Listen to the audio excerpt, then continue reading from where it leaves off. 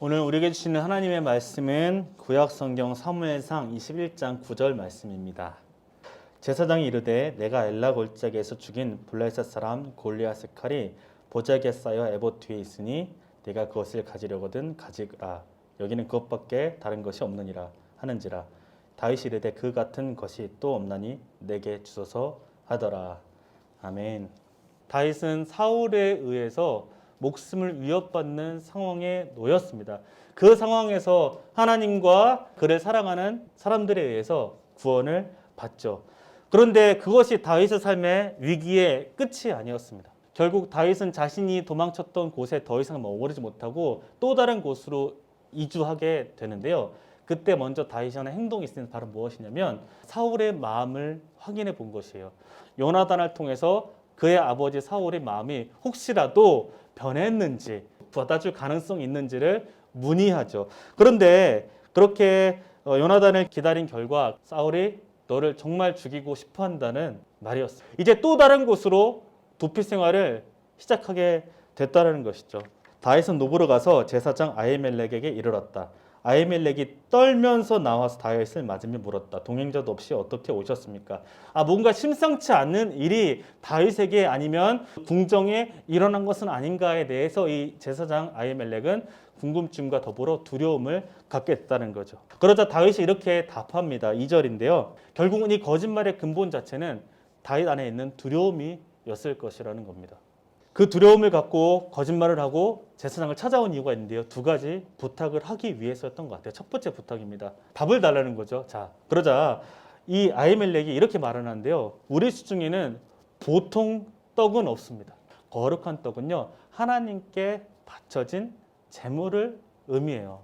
그 떡만 있다라는 거예요. 그거를 뭐라고 표현하면요, 성경 용어로는 진설병이다라고 표현을 합니다. 진설병. 자, 이 떡 12개를 드리고 나면 이거를 교체하잖아요. 그러면 교체한 것을 버리는 게 아니에요. 제사장만 거룩한 곳에서 먹을 수 있는 떡이에요.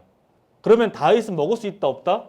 없죠. 일단 다윗은 제사장도 아니지만 심지어는 거룩한 곳으로 들어갈 자격도 없어요. 거기는 성소라는 곳은 제사장들만 들어갈 수 있는 곳이기 때문에요. 근데 제사장인 아히멜렉이 이것을 어기고 줬어요. 예수님이 1000년 뒤에 이 사건을 가지고 재해석하시는 장면이 나옵니다. 마태복음 12장이에요.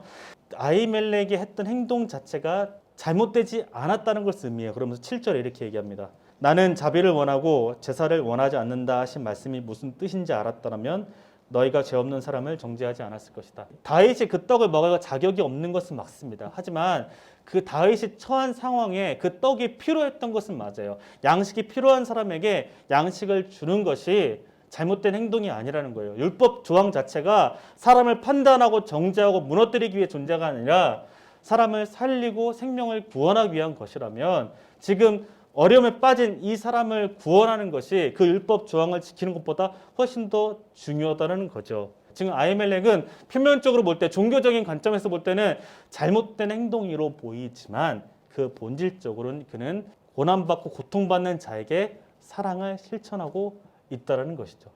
두 번째 요구를 합니다. 이번엔 뭘 요구하냐면요, 무기를 달라고 합니다. 그럼 다윗은 왜 칼을 달라고 했을까요? 도망자의 신세이기 때문에 그렇죠. 내놓은 답이 뭐냐면요, 우리에게 다른 건 없지만 골리앗의 칼이 있다라는 거예요. 그만한 것이 어디 또 있겠습니까? 그것을 나에게 주십시오. 골리앗의 칼이 있다는 소식을 들으니 너무 만족하고 흡족했던 것 같습니다. 그리고 그곳을 떠나죠. 칼과 창 없이도 골리앗과 싸웠던 다윗의 모습과 비교해 본다면 지금 다윗의 모습은 그때만큼의 모습은 아닌지도 모르겠습니다. 골리앗과 싸울 때의 그 용기가 아니라 도망자로서 두려워하고 무서워하는, 그리고 나를 지켜줄 무언가를 찾고 있는 연약한 한 인간의 모습이 보인다는 것이죠. 하나님의 마음에 합하다고 여기는 다윗 그 사람도 저와 여러분과 별반 다를 바 없는 두려움과 위기의 상황 가운데 약한 인간의 모습을 가질 수밖에 없다는 것이죠. 사랑하는 여러분, 하나님의 마음에 드는 사람, 완벽한 사람을 말하는 것이 아닙니다. 믿음의 사람이라고 하는 사람들은 완벽한 사람이 아니었습니다. 야곱은 어땠습니까? 거짓말 대장이었죠. 잘하는 부분도 있지만 철저하게 실패하고 무너지는 모습을 보기도 합니다. 성경은 그들의 연약함, 믿음의 사람들이라고 하는 그들의 연약함을 숨기지 않고요. 적나라하게 보여줍니다. 왜냐하면 그것을 통해서 하나님께서 어떻게 연약한 우리를 믿음의 사람으로 만들어 가시는가를 보여주기 때문이죠.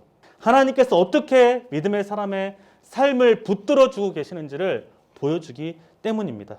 하나님 앞에 완전한 사람이 아니라 온전해져 가는 믿음의 사람으로 저 여러분을 이끌어 주고 계십니다. 우리는 늘 흔들리고 무너지고 변하지만 하나님 변함없는 그 자리에서 저와 여러분을 향해 손을 내미시며 우리의 삶을 지키시고 이끌어 주신다는 사실이 우리가 다시금 새로운 한 주를 시작하며 기억하고 이 믿음의 삶을 결단하며 나아가게 하는 힘이 되기를 주님의 이름으로 축복합니다. 기도하시겠습니다.